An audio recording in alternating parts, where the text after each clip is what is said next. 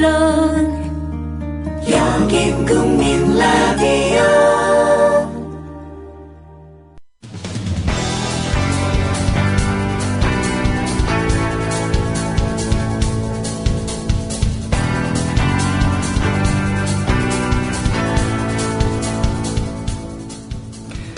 국민라디오 뉴스트라다무스 함께하고 계십니다. 현재 시각이 2시 3분입니다.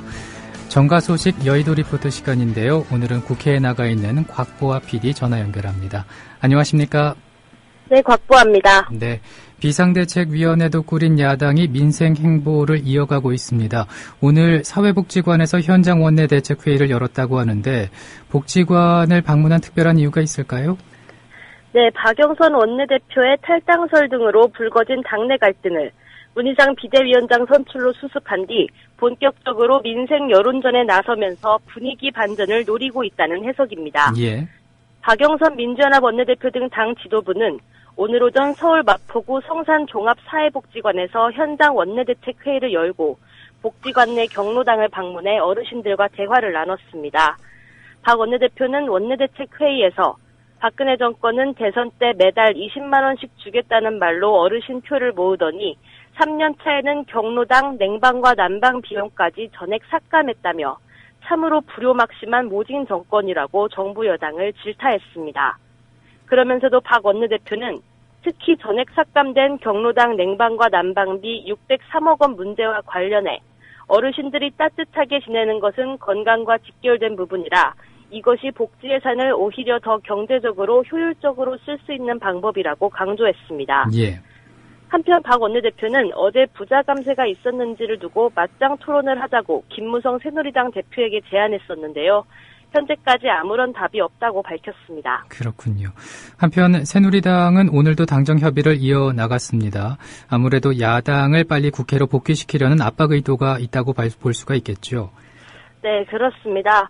오늘 아침 김무성 새누리당 대표는 기자들과 만나 예산안을 통과시키는 12월 2일이 데드라인인데 26일에는 본회의를 꼭 해야 한다고 이사일정이 정해졌고 그것을 국회의장도 하겠다는 것인데 해야 한다고 강조했습니다. 예. 김 대표는 이어서 국회가 돌아가지 않는다면 국회가 아예 존재 이유가 없어지는 것이라면서 야당의 국회 정상화를 촉구했습니다.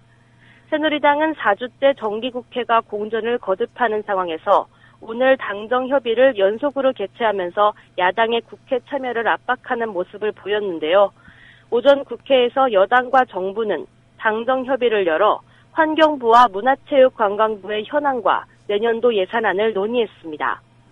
국회 환노위 소속 여당 의원들은 오늘 오전 윤성규 환경부 장관이 참석한 가운데 환경부와 당정 협의를 갖고 노후 상하수도 교체 등 주요 현안과 정기국회에서 처리할 법안, 내년도 예산안 등에 대해 논의했습니다.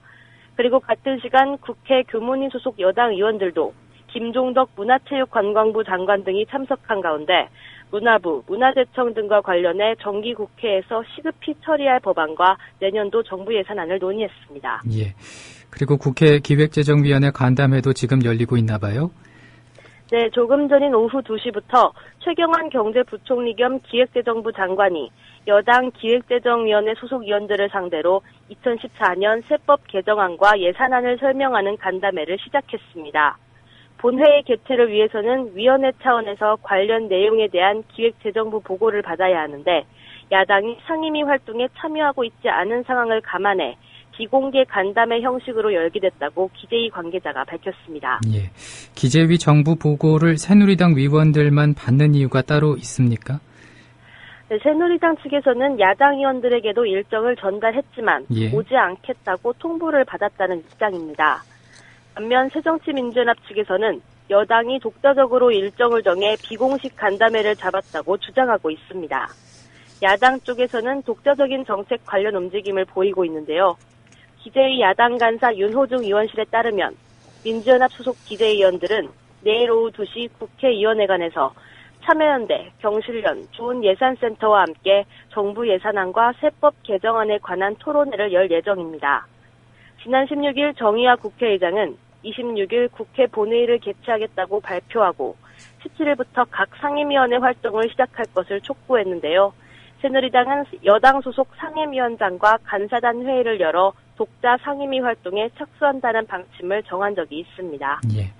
오늘 세법 개정안이 국회에 제출되지 않습니까? 네, 이번 세법 개정안에서 논란이 되고 있는 법이 있다면 어떤 법들이 있을까요? 네, 담뱃값과 지방세 인상을 두고 여야가 신경전을 벌이고 있습니다. 예. 민주연합은 이번 세법 개정안과 예산안을 서민 증세이자 부자 감세로 규정하고 공세를 펼치고 있습니다. 박영선 민주연합 원내대표는 지난 18일 내년 예산안을 평가하는 자리에서 담배세, 주민세, 자동차세 등 서민 증세로 서민이 분노하고 있다며 가장 손쉬운 세수 확대 방안인 서민 증세 정책은 철회돼야 하며 재벌과 고소득자에 대한 부자 감세부터 철회할 것을 먼저 촉구한다고 말했습니다. 오늘 회의에서 우윤근 정책위의장도 불가피하게 증세가 있어야 하지만 부자 감세 철회 없는 서민 증세는 옳은 방법이 아니라며 민주연합에서는 부자 감세를 철회해 복지 재원을 마련하는 데 노력하겠다고 말했습니다. 예. 담뱃값과 지방세 인상을 두고 여야가 신경전 벌이고 있는 상황에서 또 새정치민주연합 보니까는 세금 문제로 정부 여당과 강하게 맞서고 있는 모습이군요. 네, 그렇습니다. 민주연합은 오늘 전국 246개 지역위원회별로 담배세, 주민세, 자동차세 대폭 인상 반대, 서민 증세는 안 됩니다라는 정책 홍보용 거리 현수막을 일제히 내걸고 대대적인 서민 증세 반대 투쟁에 들어갔습니다. 대변인들도 공세를 계속했는데요. 유은혜 원내대변인은 새누리당이 연일 부자 감세 서민 증세가 억지 주장이라면서 목소리를 높이고 있다며 대통령 지지도가 떨어지니 급하긴 급한 모양이지만 아무리 목소리를 높여도 손바닥으로 하늘을 가릴 수는 없는 법이라고 꼬집었습니다. 유 대변인은 또 새누리당은 정부가 고소득층, 대기업 부담을 9,680억 원 증가시키는 세제 개편을 단행했다고 주장하지만 눈 가리고 아웅하는 격이라고 말했습니다. 그러면서 유 대변인은 정부 스스로 밝힌 부자 감세 규모만 64조 원이고 이명박 정부에서만 100조 원의 재정 적자에 박근혜 정부는 임기 말 균형 재정마저도 포기한 상황에서 수천억 원에 불과한 세수 복구로 생색내고 변명하려 드는 것은 뻔뻔함의 극치일 뿐이라고 비판했습니다. 예. 야당의 이런 논리에 대해서 새누리당의 반박 논리는 뭐라고 볼 수가 있겠습니까? 네, 새누리당은 담배세 인상은 국민 건강을 위한 것이고 자동차세와 주민세 같은 지방세 인상도 지방재정 확충을 위해서라고 맞서는 중입니다. 김무성 대표는 최근 기자간담회에서 담뱃값이 10년간 동결돼 국제 시세에 비해 너무 낮다면서 가격 인상이 흡연율 저하에 가장 효율적인 방법이라고 강조했습니다. 김 대표는 또 자동차세와 주민세 인상 추진에 대해서도 야당 출신 시도지사가 포함된 회의에서 지방재정 상황이 나쁘다고 빗발치게 요구해온 것이라며 서민 증세와는 관련이 없다고 거듭 주장했습니다. 예. 새누리당은 야당의 세법 개정안에 대한 비판을 정치 공세로 몰고 있는데요. 나성린 새누리당 정책위 수석 부의장은 오늘 오전 최고위원회의에서 야당은 그동안 하지도 않은 부자 감세를 비판하다가 있지도 않은 서민 증세를 들고 왔다며 민주연합의 서민 증세 주장이 정치 공세라고 비판했습니다. 나 부의장은 그러면서도 세간에 알려진 것과 달리 서민들보다 중산층의 담배 소비량이 제일 높다며 이번 담뱃값 인상안에 대해 정부 여당이 주도한 게 아니고 지방재정 문제를 해결하기 위함이다. 20년간 조정하지 않았던 세율을 현실화했을 뿐이라고 해명했습니다. 그렇군요. 그리고 기업이 쓰지 않고 쌓아둔 돈인 사내 유보금을 다루는 법인세도 뜨거운 감자라고요. 네, 여당은 기업의 현금 쌓아두기 문제를 해결하기 위한 방법으로 정부가 신설하려는 기업소득 환류세제가 대안이 될 수 있다고 보고 있습니다. 기업의 당기소득에 일정 기준율을 적용한 뒤 여기서 투자, 임금, 배당 등에 들어간 금액을 뺀 나머지에 대해 세금을 물리면 기업의 누적 현금이 자연스레 외부로 흐를 수도 있다는 겁니다. 예.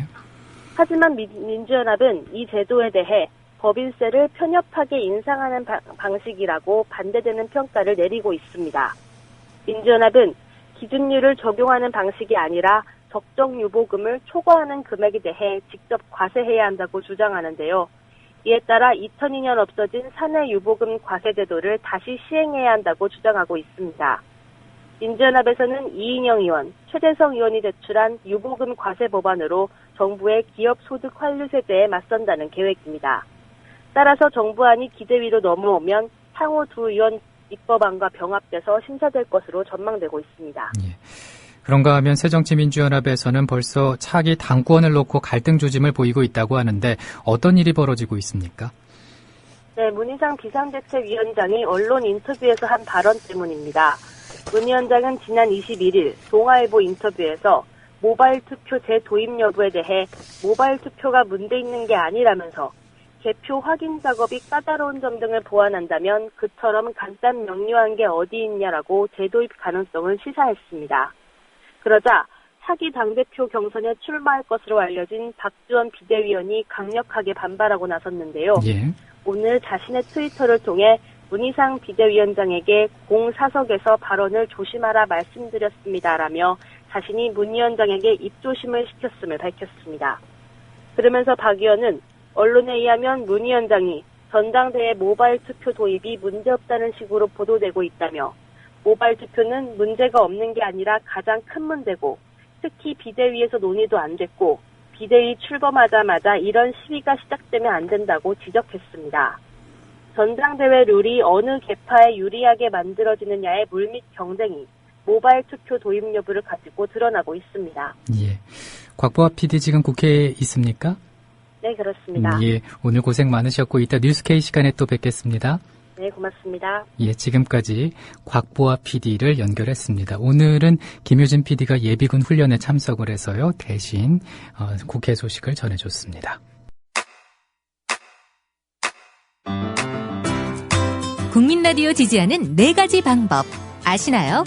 다운로드하기, 별점 주기, 댓글 달기, 구독하기. 국민 라디오를 보다 많은 이들에게 전할 수 있는 가장 손쉬운 방법. 다운로드하기, 별점 주기, 댓글 달기, 구독하기. 잊지 마세요.